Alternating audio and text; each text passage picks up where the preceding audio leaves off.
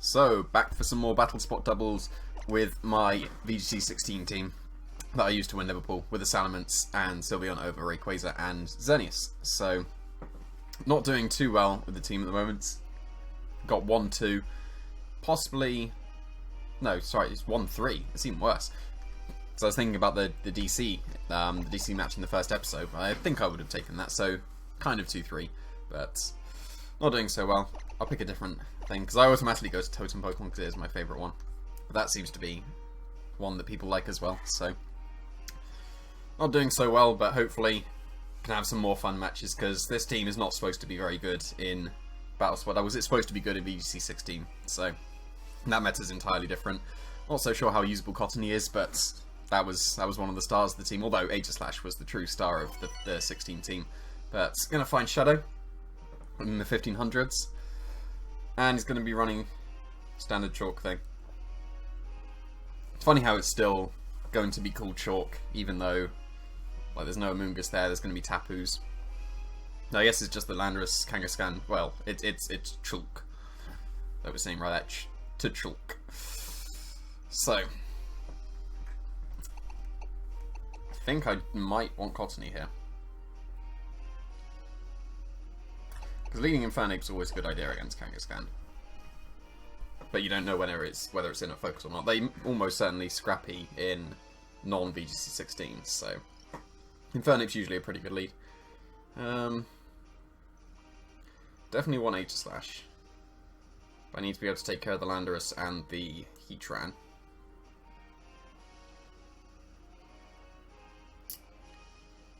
So do I have space for Cottony? Probably not.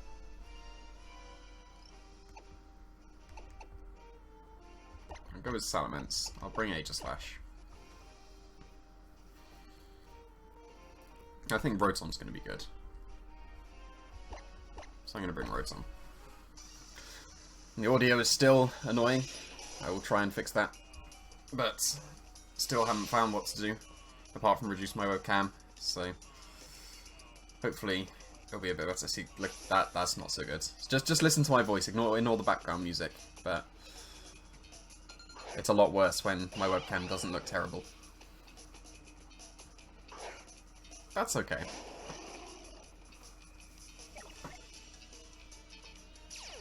Okay, not Scarf Landorus. That's good.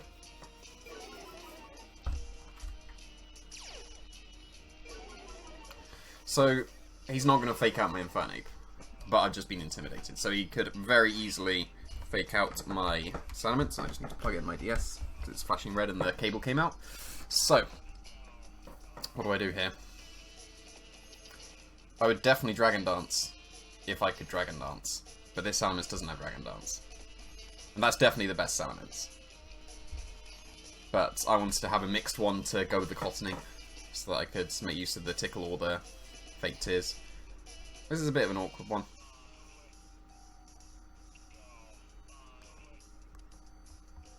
I'm going to fake out his Landorus. And I will just go for a Hyper Voice. I'm expecting Fake Out into Salamence, but then we're just going to trade Fake Outs. And then next turn I can double into the Kangaskhan and take care of it. Well, actually, it's probably going to be better to take care of the Landorus, because I need to take care of the Landorus and the Heatran to win with Aegislash, so that should be what I focus on.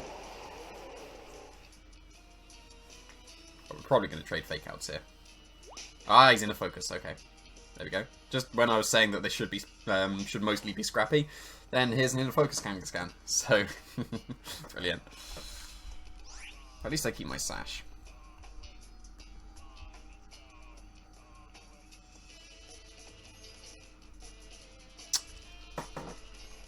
So we can't freely Earthquake.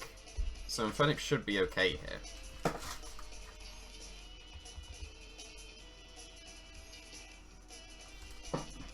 I'm intimidated, so Close Combat can't knock him out. But Close Combat plus Hyper Voice should. And then I'll put the Landorus in range of any other move that I want to go for. He could probably switch out his Kangaskhan into Cresselia, but that'll be fine. Oh, it's Coco. Okay. This will still take a lot of damage. Hopefully put it in faint range, but I'm highly doubtful of that. And he's not going to be Earthquaking. He's definitely not going to be Earthquaking. And that's not Assault Vest, I want to say. Don't think that's quite in range of Feint, unfortunately. I wonder if this is going to be a Groundium. Just Rock Slide, okay. That's good. That's really good. Like, that's really, really good. Now, my Sash is intact. So I'm going to go for Overheat into Coco. How do I protect? Do I switch? I think I'm just going to protect. I don't see a reason not to. He could Electrio into my Salamence, but that'd be fine. He's not going to be protecting his Coco, or he's a modest one. Nope, that's fine. So I just need to connect with Overheat, and I'm in a really good position.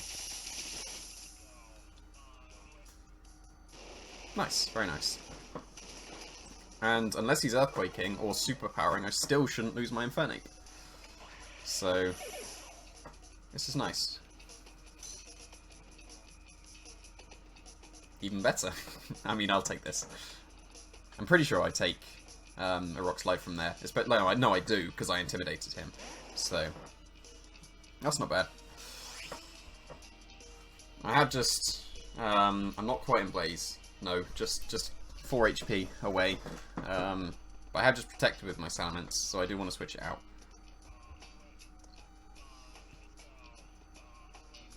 I'm going to close combat the Kangaskhan, and I'm going to switch to Aegislash, because there's no way he's going for a ground move there. If he Groundiums into my Aegislash, he is a Lord. But I'm going to assume that he's Groundium based on the Hyper Voice damage, and that he's not Scarf. So... if he fakes out into Infernape, then he was risking just losing his Landorus to a Hyper Voice, so I feel like he has to fake out the Salamence here. Okay, so he had lost his Landorus to a Hyper Voice, which is fine. Is he going to do it? Is it going to be the Groundium? No, it's not. That would have been a nice play, but that's not what we see. So I can bring back in Salamence now and go for a Hyper Voice.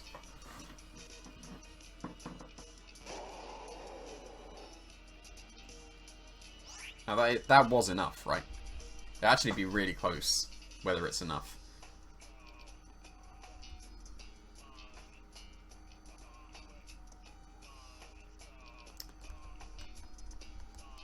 It's enough, it's enough. I'll go for a Flash Cannon. But should I do it into the Landorus to cover in case it doesn't quite knock out? But then either way, no, if it doesn't knock out, I'll lose my Aegislash. So maybe... like, that was enough, right? I'm pretty sure that's enough. I'm going to Flash Cannon the Kangaskhan, because I'm pretty sure he's grounding him otherwise. Okay, yeah, fair enough. No, it's Heatran, okay. So my Aegislash is not very useful here. So I'm fine him going for Sucker Punch, because that really doesn't do much. And now Rotom looks really, really good. If I take out the Kangaskhan, then my Rotom will probably win. But this Flash Cannon is going to put him into Hyper Voice range, so that's really, really good.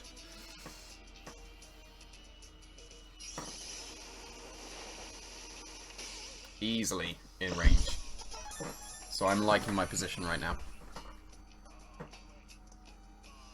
Because he's got Fake Out and Sucker Punch, it's highly unlikely that he has Protect on his Kangaskhan. But he could switch out into his Landorus to get back his Fake Out and potentially knock out my Salamence with his Heatran.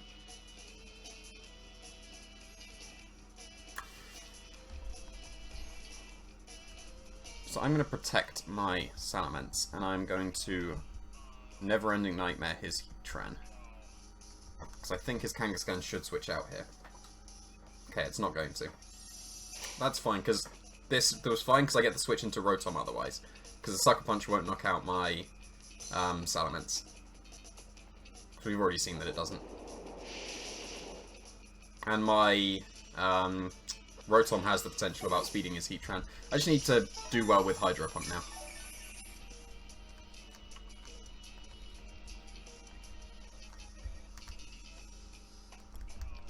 And obviously Hydro Pump is the best move in the game, so I'm very pleased that I have to rely on this Hydro Pump right now. But now I'm going to go with Hyper Voice. And not Thunderbolt. Don't want to mash A too quick, and I'm going to go for Hydro Pump into Heatran. It'll be interesting to see the speeds. If he's max speed, he'll outspeed my Rotom. If he's got bulk, then my Rotom will outspeed and then should KO. Although I don't actually know my Hydro Pump counts with Rotom at all, because the only things I really Hydro Pump was a Primal Groudon. So, because I never used Rotom Wash in VGC 15. I only used it in 16 because it was actually the perfect member, so I had to endure the Hydro Pump. So, don't actually know my Hydro Pump onto Heatran calcs. So, we'll see. We'll see.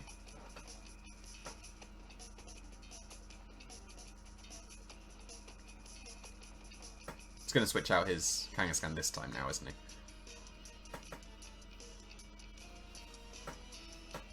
Nope, still going for the Sucker Punch. So I am in Heat Wave. No, I'm not in Heat Wave range. Maybe. I think I'm naive though, so maybe I am. But we're going to have to see the speeds. And hopefully, even if he's faster, Hydro Pump connects, because then Rotom still should be able to beat Landorus. It did connect. Does it KO? I would expect it to. Good. So that's the game. Because now the Hyper Voice is single target and it definitely KOs. So, good Hydro Pump. Hitting through the 80%. I do not like 80%. That's why I don't really like using stuff like Gigalith in 17 either. Because even though you get a Continental Crush and you Rock Slide a lot, I don't like Stone Edge. So I don't like the 80% accurate moves. I can just about endure some 85% ones, and 90 is not great. But yeah, I'm just gonna go for single target Hyper Voice. It will knock out, and even if it didn't, the hidden power would knock him out. So, and so I went for that because Hydro Pump it could have missed. So if he like Rock Slid, knocked out my Salamence, and then I missed the Hydro Pump, if he managed to survive somehow, even though he wouldn't have been able to, but that's good. So, said in the last episode that we're going to get 2 wins in this one, and that's half down. So let's see if we can follow through with that and get the second win. So that was pretty good. I'm glad that it wasn't a Scarf Landorus, because Scarf Landorus is just always annoying if they start spamming Rock Slide. So, I'm pretty sure he was Groundium, because I think the Groundium should be the item for Landorus. A lot of people are just going to default back to Scarf, and okay, interesting. So, LINOONE is going to be Belly Drum Extreme Speed, and now it's got Gluttony. It doesn't have to use the Citrus Berry. It can do the same thing that Snorlax does and use the Super Berry immediately with a Belly Drum, so that could actually be something to look into. But it's got a faster Fake Out than me with his Weavile, which is unfortunate. It's got the redirection with Fable.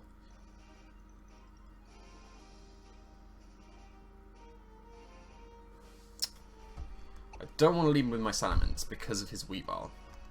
I still want to leave with my Infernape because it forces the Fake Out trade or the Fake Out onto Infernape. I'm going to go with Sylveon to cover the Weavile.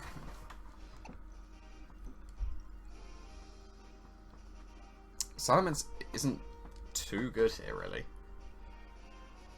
This is an awkward one. Because I would like my Rotom, but Kartana could be a bit awkward for that. I think I still need my Salamence. And do I go with Aegislash? He's got 2 Dark types. But it's immune to Extreme Speed, so I'm just going to have Aegislash as insurance. And having my Z move in the match is always going to be nice, because it is actually a very strong Z move. Coming off 150 base power, or base special attack, it's 160, 170 base power Z move, coming off an 80 base power Shadow Ball. Okay, Nuke Fable, that's fine, because I can go for a Fake Out into LINOONE and get a Calm Mind here, which is going to be nice. So, I'm going to go for that. Don't really see anything wrong with that. What could the Fable do? I guess it could minimize. That would be the worst case, or Cosmic Power or something. But yeah, I'm going to be fine with that. Okay, so probably was just trying for the... Oh, he probably is going to go... Oh no, he is going for Follow Me. I was going to say that's yeah, because he didn't move before, but Follow Me goes after Fake Out. So this is really good.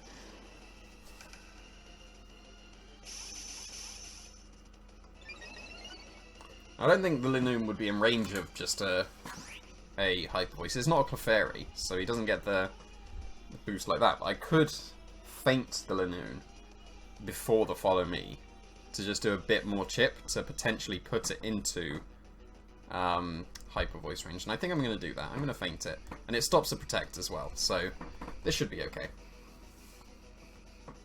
Because this will go before the Follow Me, do a reasonable amount of damage. Like, that's reasonable. That could be significant.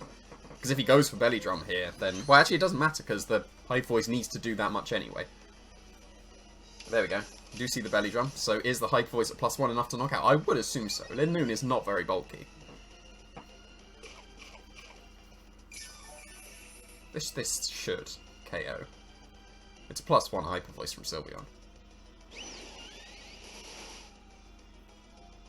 Nice, nice. And if that's a Super Very Clefable, that is just above what it needs to be activated. So that turn, those first two turns were pretty much perfect.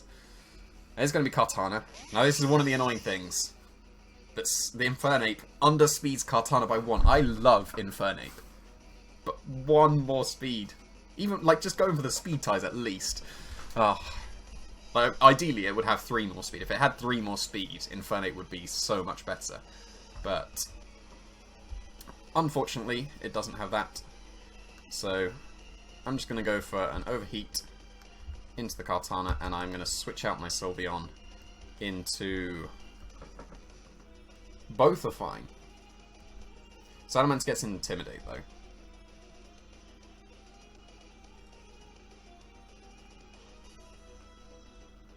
Yeah, I'm going to go with Salamence.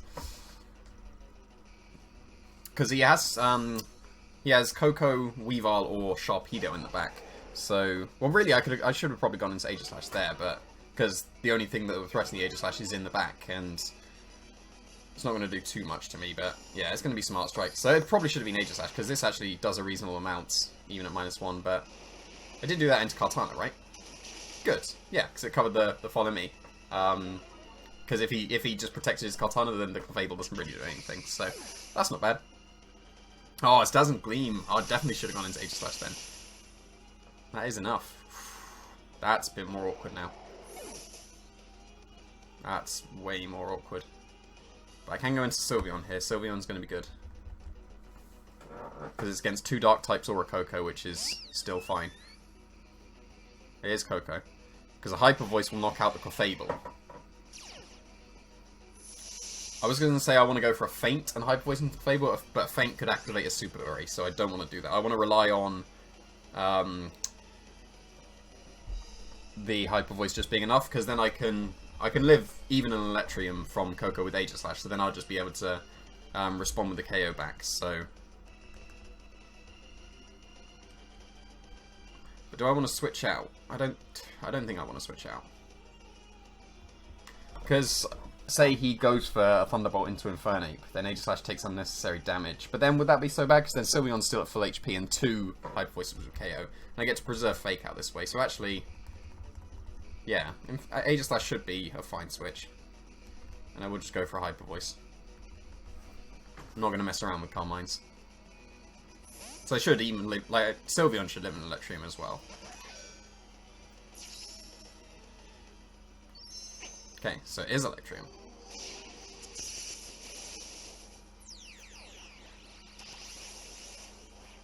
So you'd assume that this is into Sylveon. It wouldn't be into Infernape.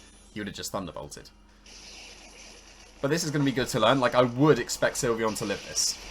But it's going to be good to learn. This is into Aegislash, so he did Electrium into what was my Infernape. And I do get KO'd. Wow. Okay, was not expecting that. But this needs to KO Clefable now. Good. Yeah. So, I'm still fine. I thought Aegislash lived Electrium. I'm going to have to do some calcs afterwards as well. Interesting, but it's fine. I can go for Fake Out Calm Mind here. Because he could very easily protect.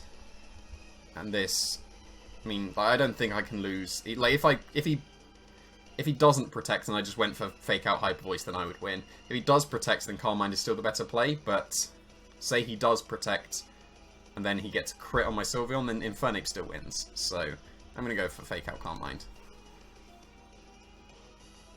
So I could have gone for Feint. It would have been unnecessary though, because I could have gone for Feint, and he could have like T-Bolt parried my Sylveon. He's used his Electrium, so he can't knock me out that way. Even a crit Thunderbolt I don't think knocks me out, because he's not like Life Orb or anything. But now he does need to crit my Sylveon with something, and he would need to dodge an Overheat as well. Maybe it is safer to go for a close combat, because a close combat into a Feint would probably KO as well. So I'm going to go for a close combat, just to avoid a miss, because he would need to like T-Bolt paralysis my Sylveon, get crit. So it's from Thunder, so that explains why the Aegislash went down.